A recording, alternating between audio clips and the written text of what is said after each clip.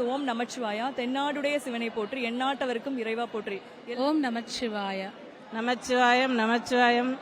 ஓம் நமச்சிவாய. இன்னைக்கு சிவராத்திரி. நாங்கள் கபாலீஸ்வர் கோயிலில் இருக்கோம். இன்னைக்கு ஊர் மக்கள் எல்லாருமே சிவனை நினச்சிக்கிட்டு விரதம் இருந்து கண் மிழிச்சிருந்தாங்கன்னா அவங்களுக்கு ரொம்ப நல்லது, எல்லாமே நல்லது நடக்கும் சிவனோட அருளால். அதனால தான் இன்றைக்கி எல்லாமே சிவராத்திரி இருக்குது. ஆக சிவராத்திரிக்கு நிறைய கதைகள் சொல்கிறாங்க. என்னென்ன அதில் ஒரு ரீசன் இது நான் படித்து கேள்விப்பட்டதில் இது ஒன்று இருந்தது. அதாவது சிவன் ஆடும்போது பிரம்மா, சரஸ்வதி, லக்ஷ்மி எல்லாருமே இருந்தாங்க. எல்லாரும் இருக்கும் போது போட்டி நடந்தது. போட்டி ஆடும்போது நம்ம பார்வதி தேவி நல்லா ஆடினாங்க. நல்லா ஆடிட்டு இருக்கும் போது 2 பேருமே நல்லா ஆடினாங்க, சிவனும் பார்வதியும். அப்போது பார்க்குறாங்க பார்வதியோடைய கொலுசுல இருந்து முத்துக்கள் எல்லாமே கீழே விழுந்துட்டு இருந்தது.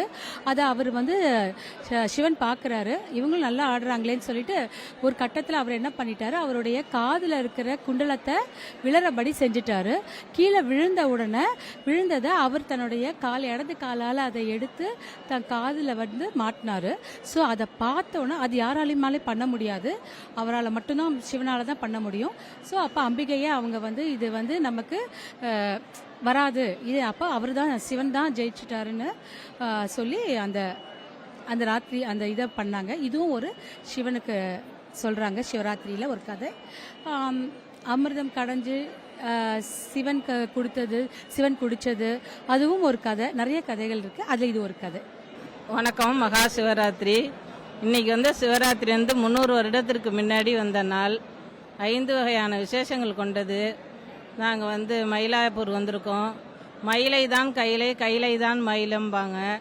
இன்னைக்கு நம்ம கண்ணு முழிக்கிறது தான் ரொம்ப மிகவும் சிறப்பான விசேஷம். முடிஞ்சவங்க இன்னைக்கு காலையிலேருந்து நமச்சிவாயம் சொல்லி பாராயணம் பண்ணி சிவபுராணம் பாடி விரதம் இருந்து உங்களுடைய தேவைகளை எல்லாரும் நிவர்த்தி செஞ்சுக்கலாம். அனைத்து வகையான உயிர் ஜீவன்களும் எல்லாரும் நல்லா இருக்கணுங்கிறதுக்காக தான் இந்த மகா சிவராத்திரி கடவுள் படைக்கப்பட்டது. நமச்சிவாய வாழ்க, நாதன்தாள் வாழ்க, இமைப்பொழுதும் என் நெஞ்சில் நீங்காதான் தாள் வாழ்க, கோகலி ஆண்ட குருமனிதன் தான் வாழ்க, ஆகமமாயி நின்று அன்னிப்பான் தான் வாழ்க, ஏகன் அநேகன் இறைவனடி வாழ்க, வேகம் கெடுத்தாண்ட வேந்தனடி வெல்க. நமச்சிவாயம் நமச்சிவாயம். இன்னைக்கு மகா சிவராத்திரி. இன்னைக்கு நம்ம மயிலாப்பூர் கபாலீஸ்வர் கோயிலில் நான் இங்கே இருக்கேன். இங்கே ஒவ்வொரு வருஷமும் நான் மயிலாப்பூர் கபாலீஸ்வர் கோயில் தான் ப்ரிஃபர் பண்ணி வரேன். ஏன்னா கையிலேயே மயிலை, மயிலையே கையிலைன்னு சொல்லுவாங்க. எப்படி சிவனுக்கு இந்த கைலாசம் எப்படி நமக்கு பூலோக கைலாசம்னு சொல்றது இந்த மயிலாப்பூர் கோயில் தான். ஸோ நான் வருஷம் இங்கே வர்றேன். ஒவ்வொரு வருஷமும் பார்த்தீங்கன்னா கூட்டம் ஒவ்வொரு வருஷத்தை விட ஜாஸ்தியாக தான் இருக்குது. இங்கே சாமி பார்க்கறதுக்கு குறைஞ்சது ஒரு 2-3 மணி நேரம் ஆகுது லைனில் நின்று பார்க்கறதுக்கு.